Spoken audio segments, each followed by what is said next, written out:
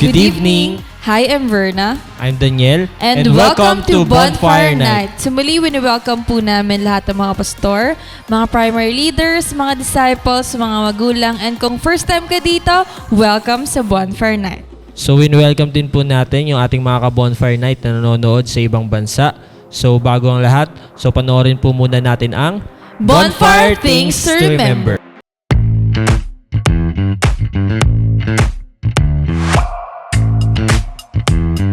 Here are your bonfire things to remember. Bring your notebook, Bible, and ballpen. Open your heart to the message. Hashtag Puspus Yarn. No unnecessary activities while watching. Hashtag multitasker. Wag ganon. Focus on the message through our speakers. No?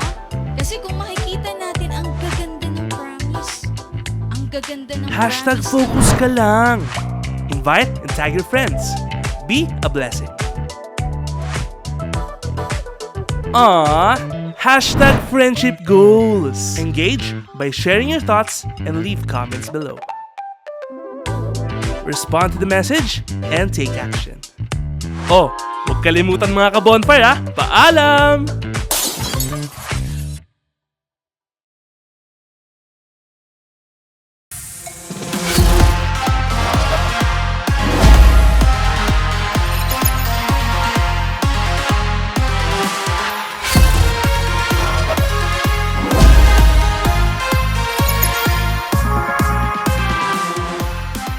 So praise God sa ating Bonfire Things to Remember. So tayo mga ka-bonfire, maging mindful po tayo habang ongoing yung ating gawain. So make sure natin na habang ongoing yung ating live, nandyan tayo na active, na nag-engage sa ating comment section.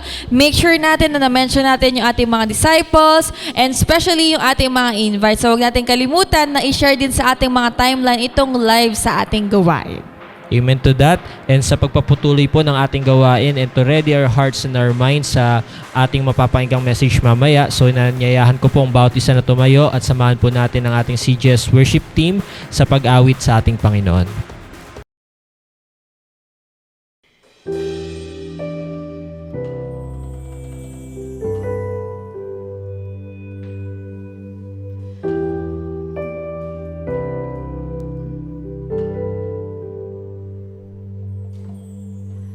There's a grace when the heart is under fire. Another way when the walls are closing in. And when I look at the space between where I used to be and this reckoning, I know I will never be alone. There is another in the fire standing next to me. There was another in the waters holding back the seas. And should I ever need reminding of how I've been set free, there is a cross that bears the burden where another died for me. There is another in the fire.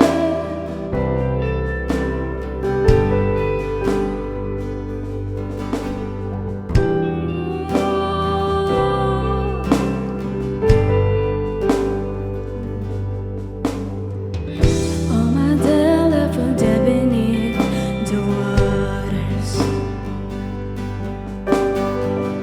I'm no longer a slave.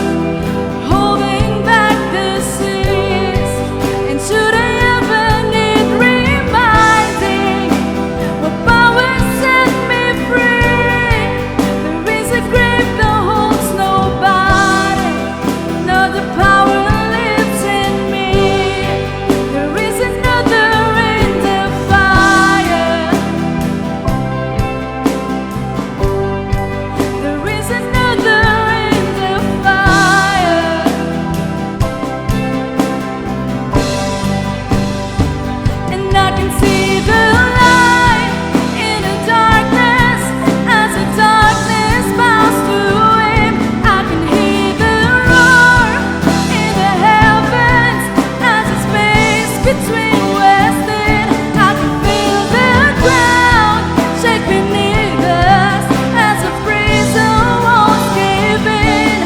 Nothing stands between us. Nothing stands between us. I can see the light in the darkness as the darkness falls through it. I can hear the roar in the heavens as the space between Western. I can feel the ground shake beneath us as the prison walls give in. Nothing stands between us. Nothing stands between us.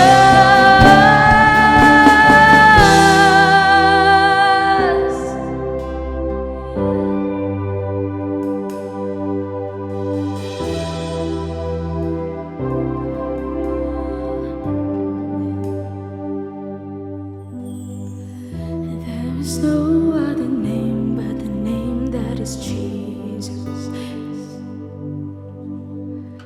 He who was and still is and will be here through it all. So come away in the space between all the things unseen in this reckoning.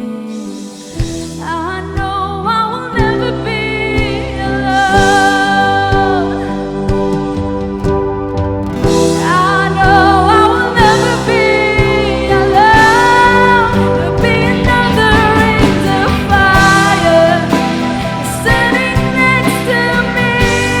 There'll be another in the waters holding back the seas.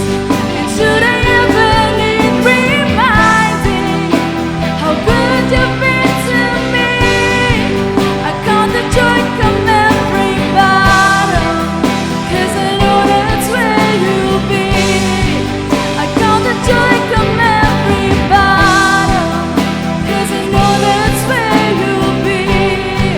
I count the joy come every bottom, 'cause I know that's where you'll be.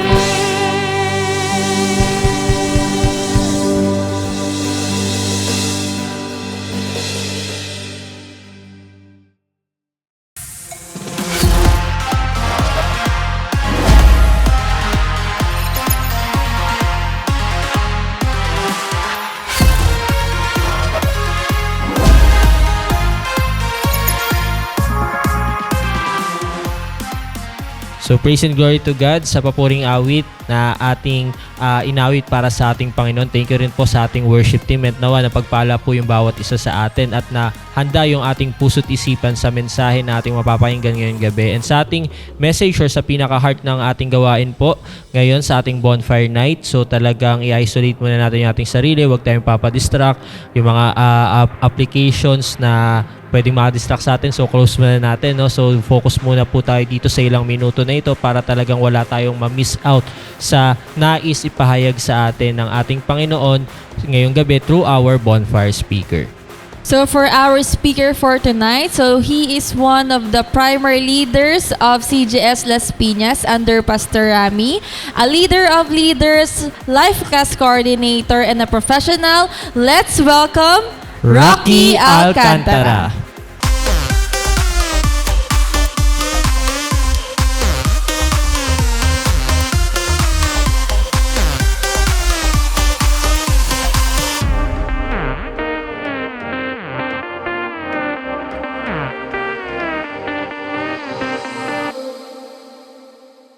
So good evening mga ka-bonfire. So muli, wini-welcome natin ang lahat ng mga pastor, ang lahat ng mga cell leaders, mga primary, ang lahat ng mga disciples, ang lahat ng mga bagong nanonood dito sa Pilipinas man o sa ibang bansa. So welcome po sa ating bonfire night. So meron tayo mga pag-uusapan muli ngayong gabi, no, para sa pagpapatuloy ng ating mensahe about new life. But before that, tayo muna ay manalangin. Pray. Dakilang Diyos, muli maraming salamat Panginoon sa gabing ito Panginoon na binigay mo sa amin upang patuloy na pagsaluhan ang inyong mga salita. Dalangin naming basbasan mo ito at maging kalakasan sa aming buhay espiritual upang patuloy kaming mahubog to become your disciple, Panginoon, at patuloy na mabigyan namin ng halaga ang bagong buhay na binigay mo sa aming Panginoon. Samahan kami ng inyong banal na Espiritu sa gabing ito, sa pangalan ni Jesus. Amen.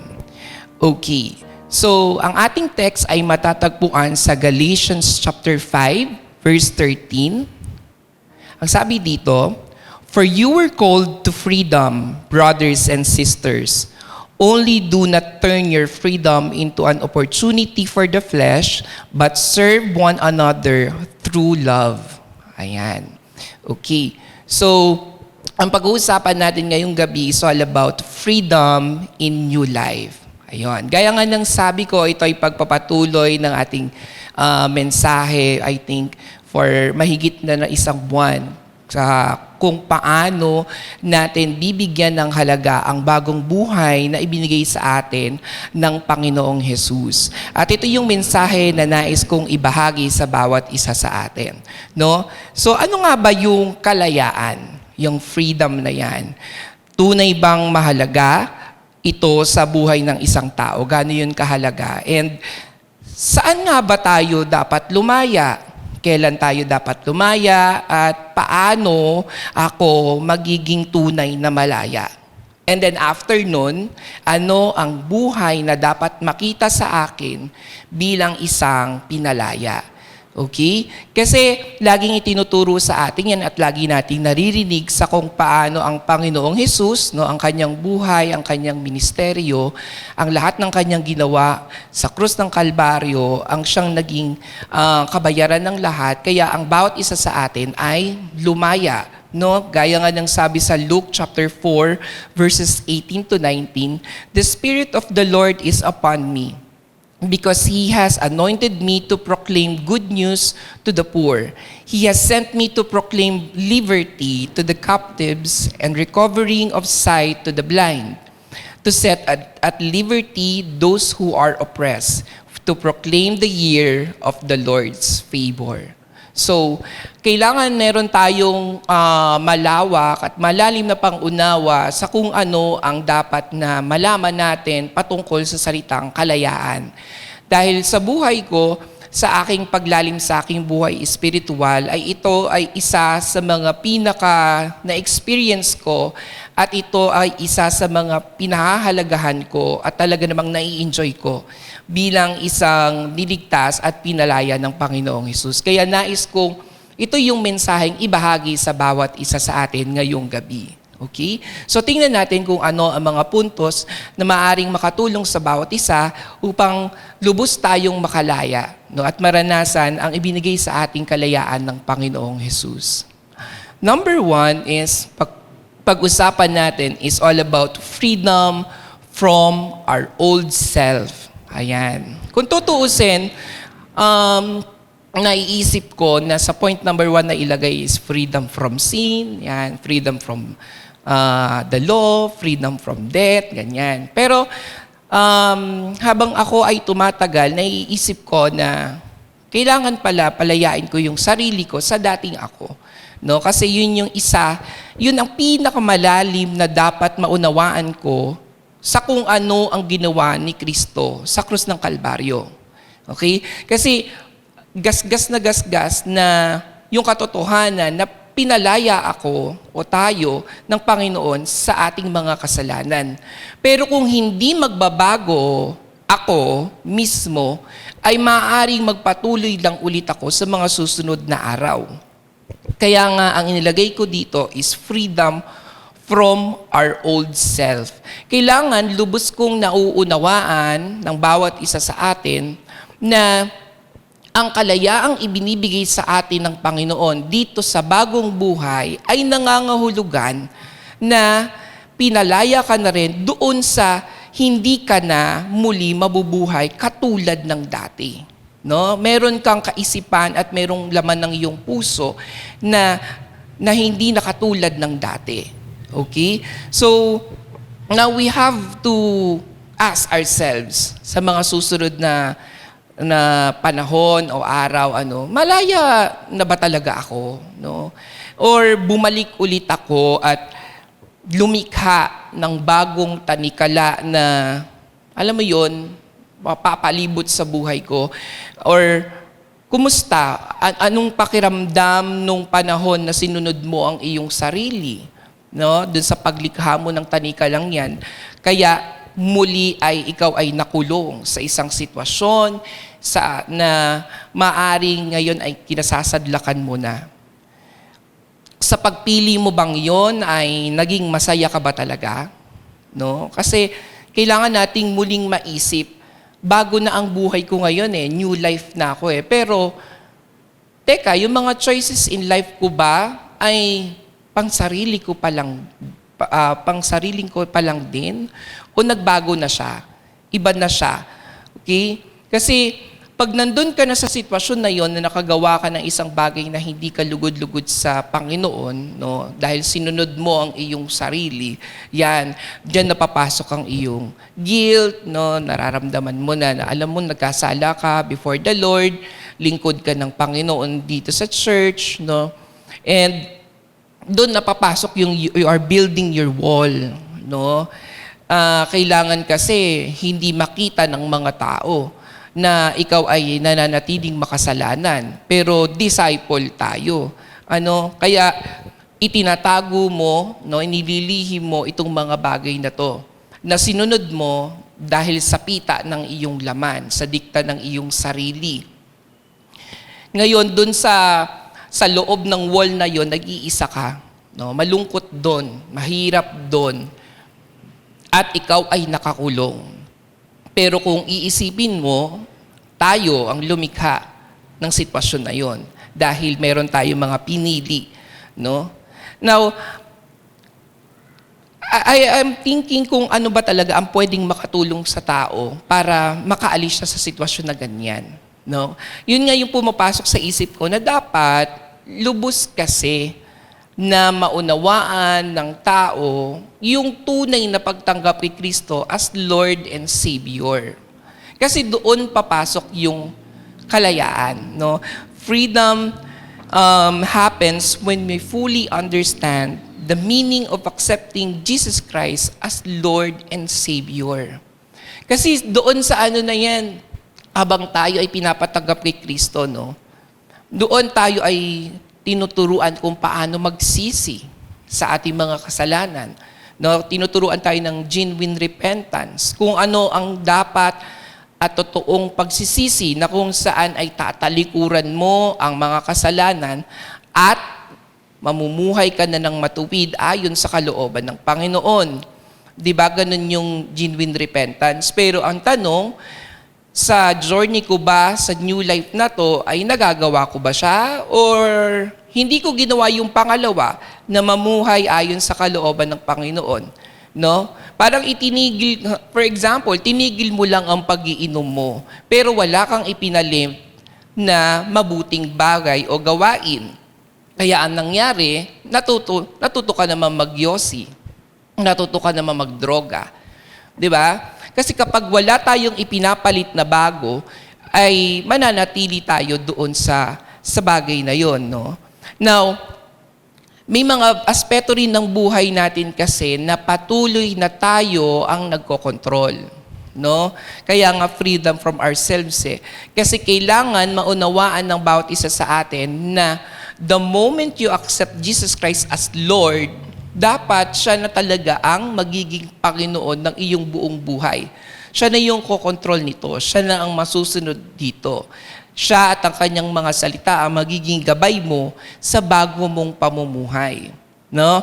Kailangan ay mangyari ito. No? Ngayon, hanggat hindi ka bumibitaw doon sa konsepto na gusto mong ikaw pa rin ang magpatakbo ng buhay mo, mananatili kang bilanggo. No, mananatili kang akala mo malaya ka, pero hindi. Dahil may mga consequences ang mga actions na ito na pinipili natin. No, yung mga decisions na to. No, na kahit na anong gawin natin ay mananatiling chaos ang magiging resulta nito. Magdudulot yan ng pighati, ng hirap sa iyo. Now, nasa sa atin ang pagpili na yan. No, kung tayo ay tatanggapin natin ng lubos ang Panginoong Hesus sa ating buhay bilang Panginoon at isusuko natin ng buong buo ang buhay natin sa Kanya. Ang ginawa ng Panginoong Hesus ay hindi lamang linisin yung mga nagawa natin, kundi yung linisin na rin ang takbo ng ating puso at ng ating isip para sa panibagong buhay o sa new life na ibinigay sa atin ay meron tayong kalayaan na nasundin ang kanyang kalooban. Ayun, no? Para masunod natin ang ating Ama sa langit, no? Yun ang ginawa ng Panginoong Hesus at kailangan nating maunawaan yun para tunay tayong makalaya. No, na hindi lamang sarili natin ang iniisip natin, kundi nagbago na talaga tayo. Dahil hinipo na tayo ng Panginoon, kinuha na ng Panginoon yun, napako na yun sa cross, at pinalitan niya tayo ng puso at isip na katulad ng kay Kristo. Ayan. Okay? That's why it is very important, no, to examine ourselves. Kailangan makalaya tayo sa ating dating pagkatao. Okay? Dahil nga, sa pagpapatuloy natin sa journey, talagang lubos nating mauunawaan yung sabi nga sa John 8:32, "Then you will know the truth, and the truth will set you free." Habang tayo ay nagpapatuloy sa journey natin ng pagkilala sa Panginoong Hesus, no, ay lubos nating maunawaan kung ano ang mga katotohanan na dapat mong malaman upang mawasak, no, ang lahat ng mga paniniwala mo sa iyong sarili na akala mo ay makakabuti, no, kundi i-reveal sa iyo ng Lord kung ano ang mas dapat na mangyari sa iyo sapagkat siya ang lumikha sa atin. Siya ang mas nakakaalam kung ano ang mas makakabuti para sa atin. At ito ang magbibigay sa atin ng kalayaan. No, kailangan ay mangyari na malaman natin as we accept Jesus as our Lord, no, as we study the Word of God, no, ay maisapamuhay din natin ang lahat ng katotohanan ito para lubos na tayong makalaya. Okay? Ayan. So, I pray na ang bawat isa ay talagang mangyari na ang buhay ay fully surrendered na sa Panginoon, na talagang masasabi mo sa iyong sarili na, I no longer live, but Christ lives in me. Ayun. Okay? So, dako tayo sa number 2. Freedom to live with God. Ayan. Ano pa yung kalayaan na binigay sa atin ng Panginoon dito sa bagong buhay? Ito yung mamuhay tayo na kasama ang Diyos. Ayan. So, gaya nga dun sa Galatians 5:13 kanina na binasa natin, only do not turn your freedom into an opportunity to the flesh. No? Hindi tayo pinalaya para sundin ang pita ng ating laman. Dahil alam nating patatawarin tayo ng Diyos. Dapat mag-isip tayo ng kung ano ang dapat na mangyari sa buhay natin dito sa bagong buhay. No? At yun yung papasok yung dapat ay uunahin natin ang relasyon natin sa Panginoon. Paulit-ulit natin yan naririnig dito sa mga mensahe. Sa bonfire, even sa ating Sunday service or even sa ating mga devotions. But then, this is very important kaya siya paulit-ulit. No, yung building our relationship with God is our first priority dito sa bagong buhay na ibinigay sa atin. On Romans chapter 12, verses 1 to 2, "Therefore, I urge you, brothers and sisters, in view of God's mercy, to offer your bodies as a living sacrifice, holy and pleasing to God. This is your true and proper worship. Do not conform to the pattern of this world, but be transformed by the renewing of your mind. Then you will be able to test and approve what God's will is, His good, pleasing, and perfect will." So gaya nga ng sabi ko, sa point number 2, freedom to live with God. A life that is spiritually talagang mas fulfilled. No? Kasi dati, yan ang kahungkagan ng buhay ng isang tao. But then, kung mapapansin ninyo, habang kayo, ang bawat isa sa atin ay nagpapadisciple dito sa atin sa CGS Philippines, ang bawat isa sa atin ay mas lumalalim na, no, sa ating relasyon sa Panginoon. Kasi yan ang number one na goal ng bawat cell group. Ang bawat mga dinidisciple ay ma-lead natin sa pagkakaroon ng relasyon sa Panginoon. Ayun, mapalalim yung ating prayer and devotion. Ayan, kaya paulit-ulit yung ating mga leaders pagdating dito, no? Kasi kailangan ay patuloy na makilala natin siya sa ating buhay dahil maraming pagkakataon na nais niyang magpakilala sa atin at makapagrelasyon sa atin. Pero tayo ay pinipili natin yung number one, yung ating sarili, no? Kaya nga, dito sa bagong buhay na to, binibigyan tayo ng kalayaan na makilala siya ng lubos, ma-experience natin ang Panginoon, no? Dito ay patuloy din tayong tinuturuan ng kanyang mga salita. Sinasamahan din tayo ng Panginoong Hesus, ng Banal na Espiritu sa bawat araw, upang sa bawat salita niya ay magawa nating maisapamuhay. Kung mapapansin nyo, no, yung mga nagpapadisciple, no, nagbabago ng unti-unti ang ating mga buhay at nagagawa na natin yung kanyang mga salita. And with that, masasabi natin na talagang meron tayong relasyon sa kanya. No, we need to focus on filling our minds with the Word of God this time. No, kasi ang bilin sa atin, do not turn your freedom into an opportunity for the flesh. Again, 'di ba? Huwag mong hahayaan na magkaroon ulit ng pagkakataon na masunod ang iyong laman. Kailangan ay magsumikap ang bawat isa sa atin na mapuno tayo at guided ng salita ng Diyos sa bawat araw. No? Kasi alam natin na mangyayari lang ang transformation sa buhay natin sa bawat salita na naririnig natin mula sa Panginoon. Ito ang huhubog sa atin para mangyari ang kanyang kalooban. At itong kaloobang niya, no, pagdating ng araw, ay makikita natin, sabi nga, it is good, it is pleasing, and this is His perfect will para sa iyo, kapatid. Kaya nga, dito sa freedom to live with God, I pray na ang bawat isa sa atin, no, sa bawat oras, sa bawat minuto, lagi mong kausap ang Panginoon, lagi mo siyang kasama. Ang Panginoon ay, ang pananampalataya sa Panginoon ay hindi hinuhubad, no? Hindi siya yung parang tuwing linggo lang, tuwing may cell group lang, tuwing may bonfire, tuwing may gawain. Pero kapag nasa school ka na, o nasa inyong kumpanya, o nasa inyong pamilya, ay hinuhubad mo na yan at hindi mo na siya kasama at ikaw na ulit ang nagpapatakbo ng buhay mo, no? Hindi. Dapat in all our affairs, kasama natin ng Panginoon.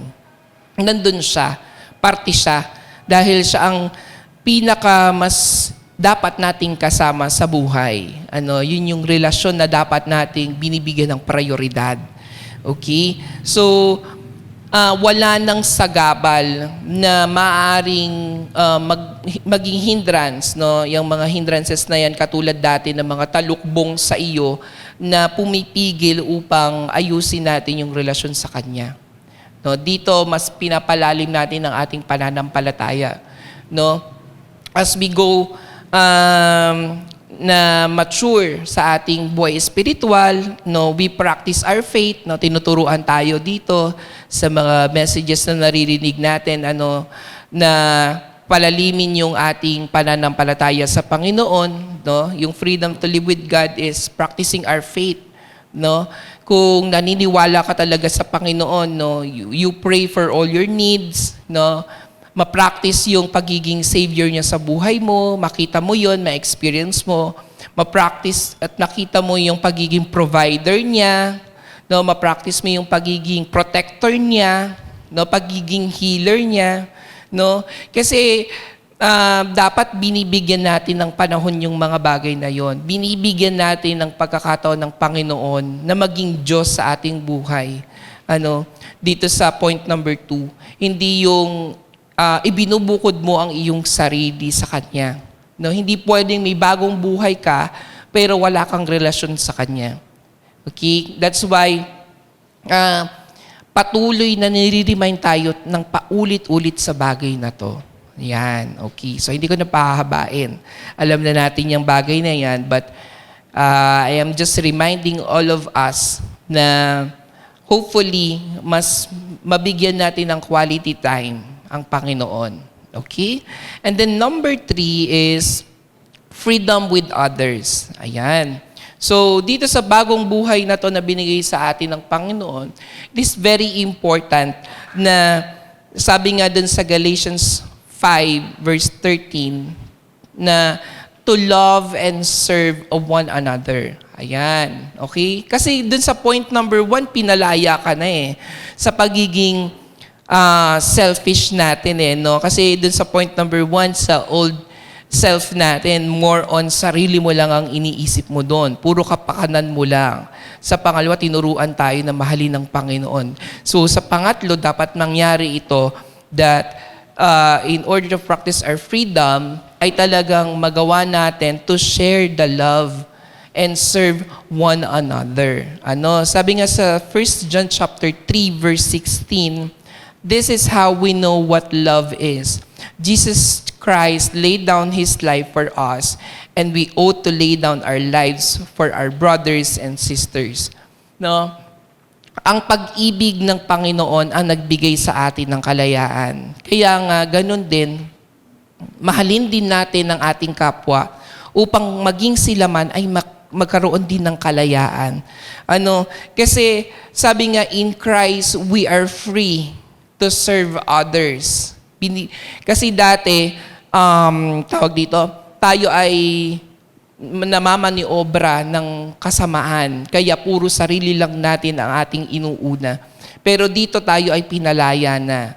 Dama natin kung ano ang hinaing ng bawat puso ng mga kapatid natin na nasa labas, na patuloy na nagiging bilanggo ng iba't ibang isyu ng kanilang buhay na dati din nating pinagdaanan. Alam mo ang pakiramdam, alam mo kung anong naiisip nila sa panahong ito, alam mo na nawawalan sila ng pag-asa, pero naranasan mo kung paano ka nakalaya at yun ay sa tulong ng Panginoon. Kaya karapat-dapat lamang na i-bless natin sila nitong freedom na ito. Iparating natin sa kanila kung ano ang tunay na makakapagpalaya sa kanila. Sino ang makakatulong sa kanila. Okay? Kasi kung hindi, sabi nga sa Proverbs 3:27, don't withhold good from someone who deserves it when it is in your power to do so. Kasi mga kapatid, those who deny freedom to others deserve it not for themselves. Kasi dapat nawasak na talaga yung pagiging makasarili natin yan. No? Marami pa rin sa mga kapatid natin sa labas ang sumisigaw ang kanilang mga kaluluwa, umiiyak ang kanilang mga kaluluwa. Dapat ay sa bagong buhay natin, nakikita natin sila sa aspetong ganon. No, hindi yung physical na nakikita mo lang sila na mukha silang masaya at nag-i-enjoy at mukhang successful sa buhay nila. No? Kailangan ay makita natin at ma-discern ang tunay nilang kalagayan.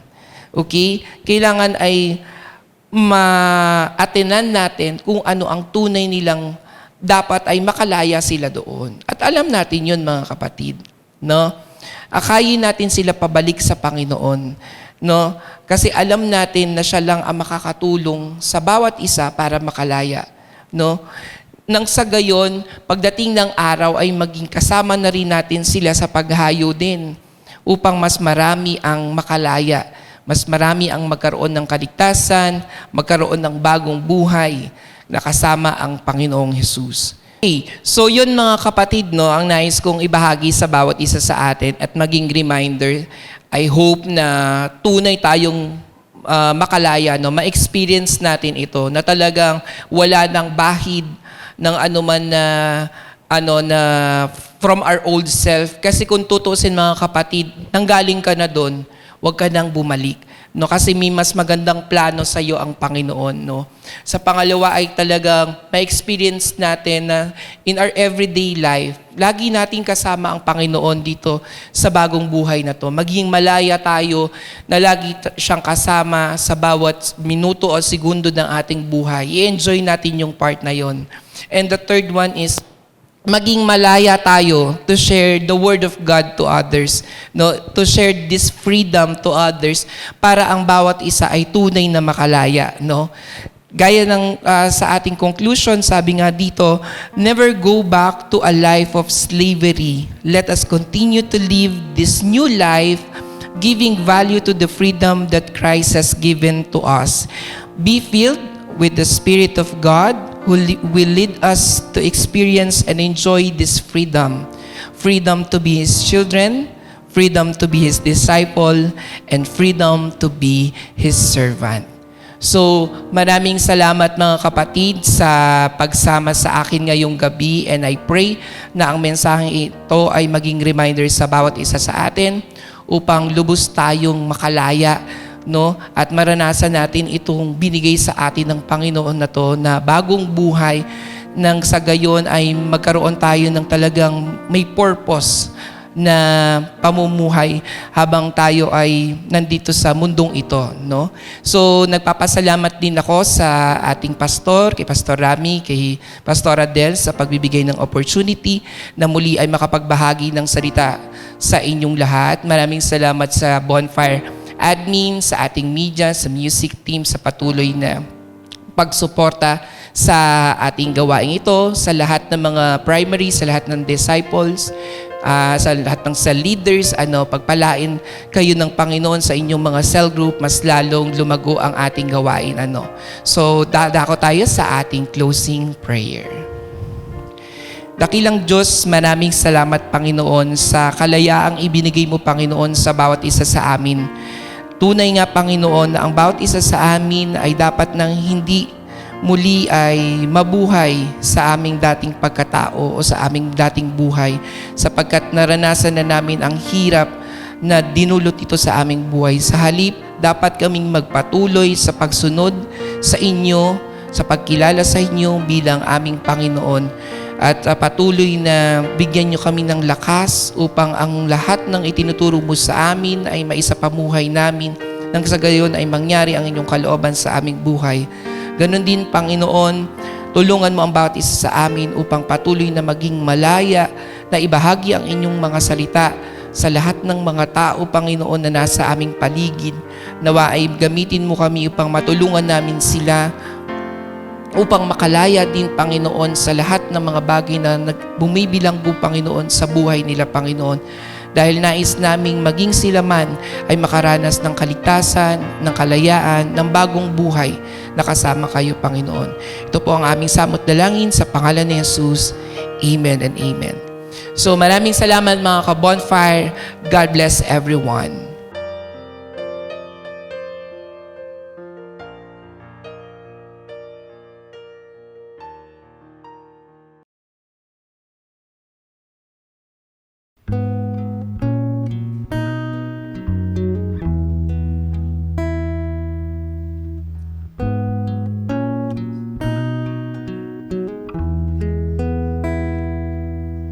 When my mind is like a battlefield and my heart is overcome by fear, and hope seems like a ship that's lost at sea. My enemies on every side, and I'm tempted to run and hide. Your gentle whisper reaches out to me. Peace holds me when I'm broken. Sweet peace that passes understanding.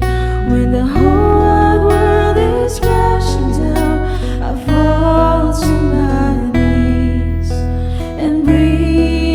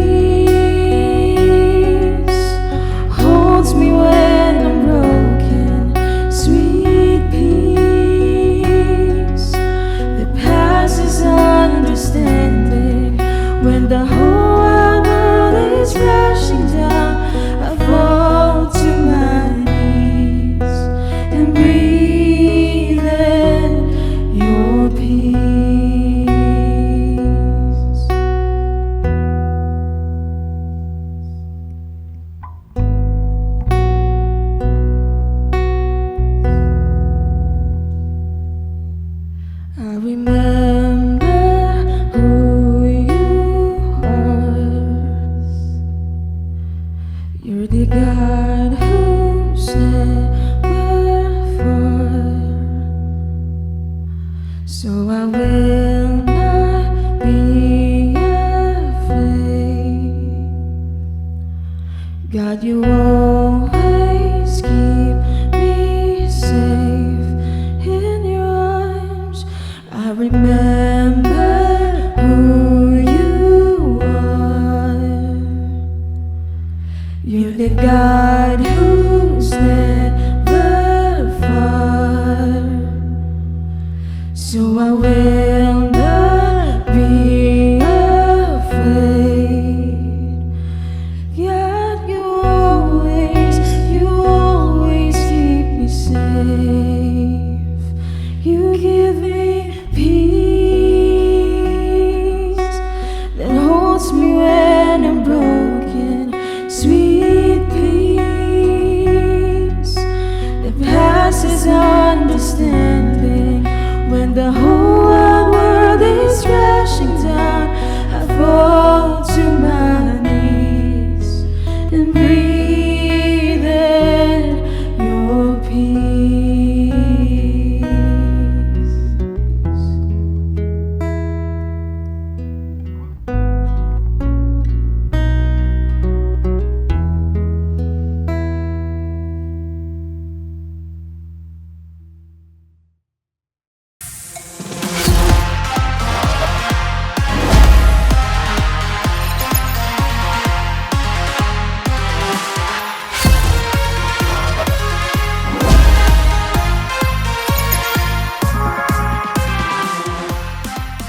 So yun, purihin po ang Panginoon sa mensahe natin na pakinggan through our bonfire speaker. So thank you po Kuya Rocky no, sa powerful message na yung binahagi. And I know lahat ng nakasubaybay sa atin, no, marami pong natutunan, and we encourage yung bawat isa na yung mga natutunan natin, i-share natin yung mga takeaways natin, i-share natin sa ating mga social media accounts using This these hashtags.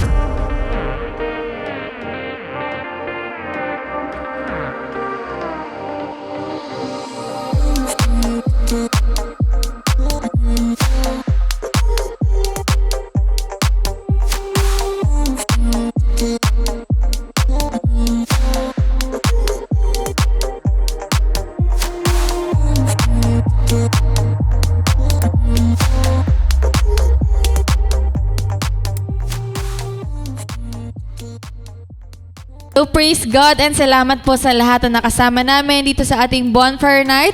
Salamat po sa ating mga pastors, mga primary leaders natin na talagang nagmo-mobilize before Friday, sa ating mga leaders and sa mga invites. So we pray na kayo po ay ma-involve sa ating mga online cell group. So continually, we encourage everybody na patuloy niyo pong suportahan ang ating CGS Philippines Facebook page, ang ating CGS Philippines Bonfire Facebook page, yung ating YouTube channel, yung ating TikTok and Instagram. Itong mga social media accounts natin, let us make sure na tayo po ay naka-follow and talagang auto-share kapag may mga napopost po sa ating mga social media accounts, and let us be active na pagsisik sa mga tao na pwede nating ma-involve sa ating mga online cell groups. Amen. And patuloy rin po namin iniimbitahan lahat ng mga nakasubaybay ngayon na makasama natin, no, sa ating pagsamba this Sunday sa ating simbahay. So 6 a.m. in the morning. So sikapin natin na makasama talaga sa ating simbahay online worship ng live. So wag nating hayaan na replay tayo. Dapat doon tayo talaga sa time na 6 a.m. at sama-sama po tayo, no, in one spirit na magpuri sa ating Panginoon at mapagpala po ng message through our Pastor Rami Henares Jr. So, thank you and God bless.